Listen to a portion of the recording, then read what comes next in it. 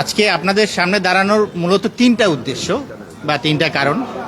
একটা হলো মানে ভর্তি ইচ্ছু যে পিতামাতা আছে যারা সন্তানদেরকে স্কুলে ভর্তি করে তাদের সচেতনতা, তারা যাতে বিষয়টা জানে এবং তাদেরকে সচেতন করে তারা যে এর রুলস এবং রেজুলেশন সম্পর্কে তারা যেন অবহিত থাকে এবং স্কুল কর্তৃপক্ষ তাদেরকে যাতে মিসগাইড করতে না পারে।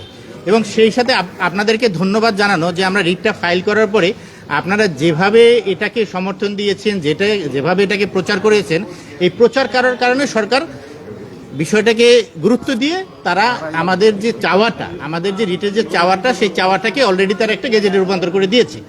সেই হিসাবে ওই রিটটার শুনানি করার প্রয়োজন নাই। এই তো বিষয়টা হলো যে 19/11/2025 তারিখে স্কুলে অ্যাডমিশনের জন্য একটা অধ্যাদেশ বা একটা সার্কুলার হয় ভর্তির জন্য, যেটার নাম্বার ছিল 3700.000030000724400022526। সেই সার্কুলারে বলা ছিল যে সমস্ত বাচ্চা বিদ্যালয় থেকে উত্তীর্ণ হয়ে পরবর্তী ক্লাসে উঠবে তাদের কাছ থেকে কোনো ভর্তি ফি নেওয়া যাবে না। এটা ছিল সেই সার্কুলারের একটা কলাম 10.5 বলা ছিল। কিন্তু পরবর্তীতে 10/1/2026 দৈনিক ইত্তেফাক পত্রিকার রিপোর্ট হয় যে এই পুনঃভর্তির ফির নামে 2 কোটি টাকা আদায় করা হয়েছে বাচ্চাদের অভিভাবকের কাছ থেকে, যেটা ভর্তির সার্কুলারের বাইরে। তো এই বিষয়টা আপনাদের পত্রিকায় প্রকাশিত হওয়ার পরে দৈনিক ইত্তেফাক পরিষদ আমরা রিট ফাইল করি জনস্বার্থে বাংলাদেশ আইন ও অধিকার রিডার ফাউন্ডেশনের পক্ষ থেকে।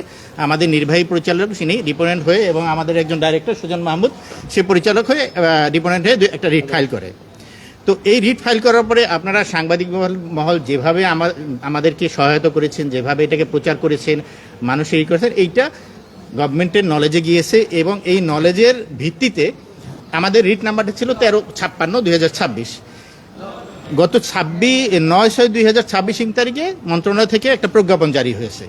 সেই প্রজ্ঞাপনে যেটা বলা হয়েছে সেটা হলো, কপিগুলো দিচ্ছে সবাইকে, সেই প্রজ্ঞাপনের 5 দফা 5-এ নম্বরে কোনো প্রতিষ্ঠান ভর্তিরত কোনো শিক্ষার্থীর নিকট থেকে কোনো ক্রমেই পুনঃভর্তি ফি নেওয়া যাইবে না। তবে বেসরকারি শিক্ষা প্রতিষ্ঠান, স্কুল, কলেজ এবং উচ্চ মাধ্যমিক কলেজ, ডিগ্রি কলেজ, উচ্চ মাধ্যমিক স্তরে টিউশন ফি নীতিমালা অনুযায়ী ফি গ্রহণ করতে পারবে। অর্থাৎ কোনো ভর্তি ফি নিতে পারবে না, কিন্তু টিউশন ফি গ্রহণ করতে পারবে। তো এইখানে একটা বিষয় আছে, টিউশন ফিটা কি? এই টিউশন ফির যে নীতিমালাটা আছে সেটা আমরা দেখেছি। সেই নীতিমালাটা হলো আপনার স্মারক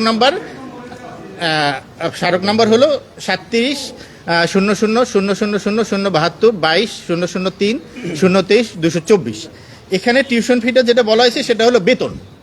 এখন বেসরকারি যে স্কুলগুলো তারা তো বেতন নিবেই, এই বেতনটা কি সেখানে টিউশন ফি হিসেবে দেওয়া হয়েছে। অর্থাৎ বাচ্চারা যে স্কুলে পাশ করার পরে পরবর্তী ক্লাসে উত্তীর্ণ হওয়ার পরে এখন থেকে তাদের কাছ থেকে টিউশন ফি ব্যতীত কোনো রকম ভর্তি ফি, সেশন চার্জ কোনো বা আরও আনুষঙ্গিক যে টাকাগুলো নেয় সেগুলো নিতে পারবে না।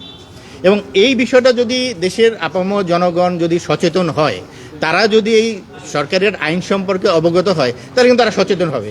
কোনো প্রতিষ্ঠান তখন তাদের কাছ থেকে এই অতিরিক্ত অর্থটা নিতে পারবে না।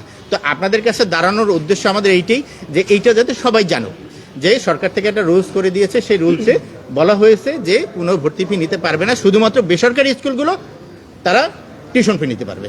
বাকিটা আমাদের এই রিটের তো যেহেতু আমরা যে 2টা বিষয় চেয়েছিলাম, একটা হলো পুনঃভর্তি ফি নেওয়া যাবে না এবং একটা মনিটরিং করার সেলের কথা বলেছি, এই দুটো যেহেতু সরকার আদেশ করে একটা প্রজ্ঞাপনের মাধ্যমে করে দিয়েছে, অর্থাৎ আমাদের রিটের যা চাওয়া ছিল তা পাওয়া হয়ে গেছে। এখন এই রিটটি ইনফ্রাস্ট্রাকচার হয়ে গেছে, আমরা এটা নট প্রেস করে নিয়ে নেব। জি জি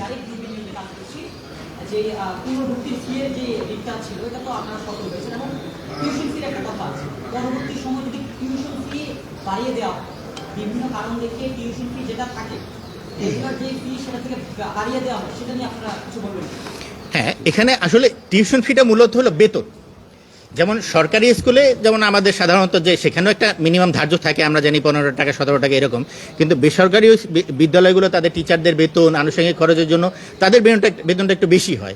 এক্ষেত্রেও সরকার একটা নির্ধারিত শহর ভিত্তিক কত হবে, শহরের বাইরে কত হবে, একটা রেজুলেশন দেওয়া আছে। এই আমরা অবশ্যই চাইবো যে বিদ্যালয়গুলো গভর্নমেন্টের যে নির্ধারিত টিউশন ফি সেটা ফলো করুক।